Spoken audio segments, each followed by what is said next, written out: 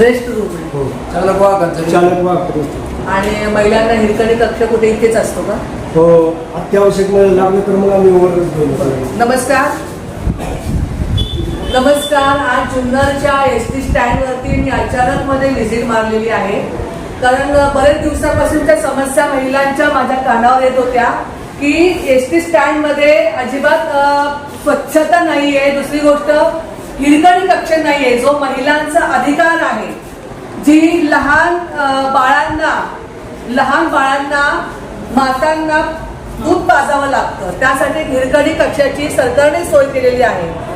तर मी अचानकमध्ये जेव्हा इथे येते तेव्हा मी इकडच्या काही कर्मचाऱ्यांना ही गोष्ट विचारते की इकडे हिरकणी कक्ष कुठे आहे.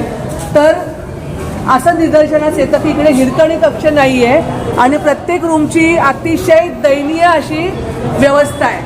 आपण पाहू शकता की प्रत्येक रूम जर आपण पाहाल, अतिशय घाणेरड्या पद्धतीने इकडे हे रूमचे सगळे व्यवस्थापन केलेलं आहे. जो आपल्याला दिसतोय, जो रेस्ट रूम म्हणून आपल्याला दिसतोय, त्याची टॉयलेट बाथरूमची एकदा अवस्था पहा. अतिशय एक सेकंद पण इकडे उभं राहू शकत नाही, इतका घाणेरडा वास इथे येतोय.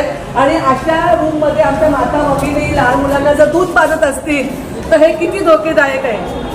इथे बसलेले जरी कर्मचारी आहेत किंवा इथे बसलेले जे काही प्रवासी आहेत, आपण पाहू शकता की ते कशा पद्धतीने लहान लहान मुलांना घेऊन प्रवासी इथे बसलेले आहेत. आणि याच्यामध्ये जर आमच्या माता भगिनींना जर लहान तान्ह्या बाळाला दूध पाजायचं असेल तर तुम्ही पहा की कुठे अवस्था आणि कुठे याची यांनी सोय केलेली आहे. तर इथे कुठेही याची सोय नाही आहे आणि अतिशय निंदनीय आणि घृणास्पद हे सगळं चाललेलं आहे. हे कुठेतरी थांबलं पाहिजे. यांच्या विरुद्ध आम्ही शरददादा सोनवणे यांच्याकडे तक्रार करणार आहोत आणि हिरकणी कक्ष चालू झाला म्हणजे झालाच पाहिजे.